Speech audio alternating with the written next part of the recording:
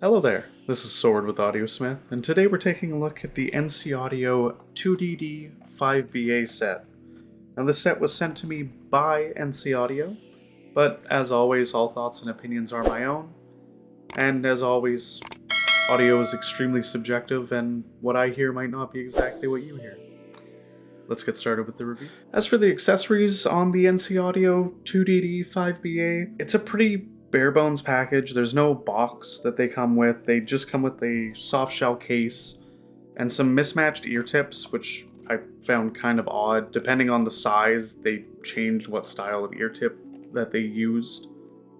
Not too sure of the strategy there, or if depending on different ear sizes or something, it sounds better. I don't know. Just something that I found kind of odd.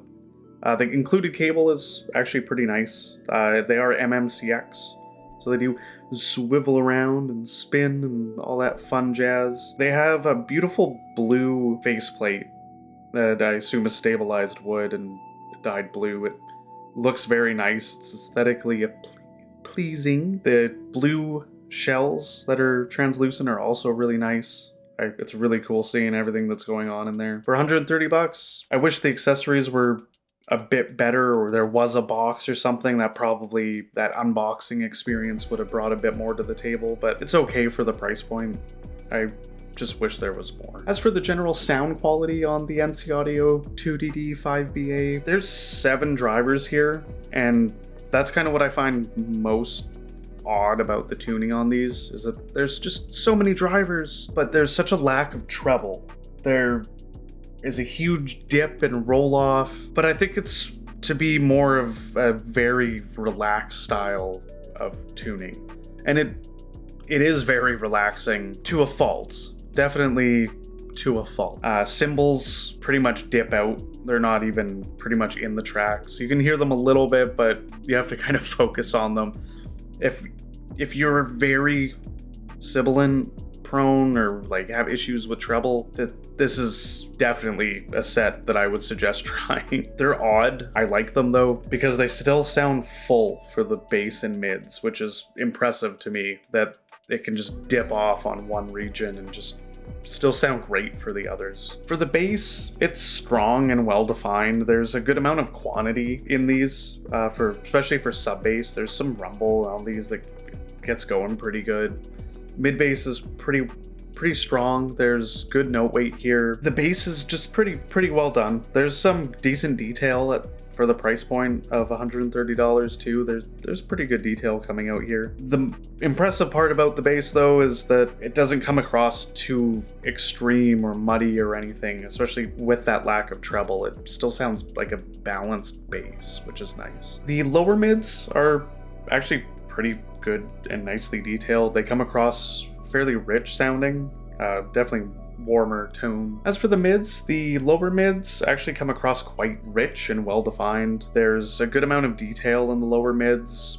Guitars, low end like chugging on metal riffs and stuff actually come across great on these. Upper mids are there. They are starting to become where the set kind of starts lacking. They're present, but they're a little bit relaxed, not as well balanced as what the whole bass region and the lower mids are. Upper mids are just a little more laid back. Definitely not an in-your-face set for the upper mid. Vocals were surprising to me. Vocals actually sound good on this set.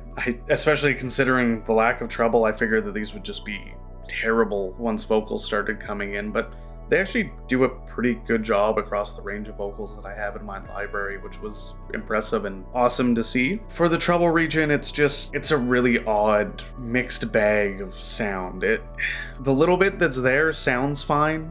It sounds good. I don't really have any complaints about it. But there's just the whole holes in it. There's just sections missing, and if you listen to like orchestra or anything like that, you're just parts of your songs, your library are just gone with this set, which is such a weird feeling and weird sound. And at first I hated it, and it was really jarring. The more I listened to them and kind of the brain burn-in set in, I didn't really mind it at all. I actually really enjoyed how just relaxing, and sound was always there, but there was never anything in your face or anything too strong or grating. It was just super relaxing, but it definitely took a while to get to that point. As for the techs, these are fairly dynamic, no congestion or anything like that. Soundstage is actually pretty decently sized, most likely because of the dips in the treble. Imaging is good. There's pretty solid imaging on the set. Details are decent, but yeah, for 130 bucks, details are actually pretty good compared to most other sets around that price range. This is not a set I would recommend gaming on. If you want a full experience for gaming, the treble just has too much missing and leaves holes in any world or game that I played. Escape from Tarkov has most of the audio cues extremely recessed, and it just wasn't a great experience. Imaging and soundstage were good, but it was just extremely jarring at how the treble region was so recessed and pulled out. Even sounds like running into trees that are usually pretty abrupt and in your face were missing or gone almost. For immersive gaming, Elden Ring just sounded off. The sizzle behind the impacts were gone, and the ambient music just didn't sound correct. It just wasn't my favorite presentation for gaming in general, unfortunately. So, another set to kind of compare these two that they kind of remind me of is the ND earphone ND001. And it is also another very dark sounding IEM. And it's odd because even though the ND earphone is only, I think it's only about $50 to $50 around there, these are 130 bucks, and the mids and bass are actually, I find, a lot better on these. These are much more of like those regions are more accurately represented and full sounding and tonally accurate, where the ND earphone is more recessed and very dark in that region. Where these definitely have a warmth to them, but they're not dark sounding like the ND001. That being said, the treble on the ND001 is more present and shows itself off a bit more, and there's more detail going on there, where these are just kind of cut off. It's a weird experience for either of them. It's very niche, and I think designed more so for treble sensitive people. In conclusion, this is a very odd set for me. Like I said, initially it was just so jarring.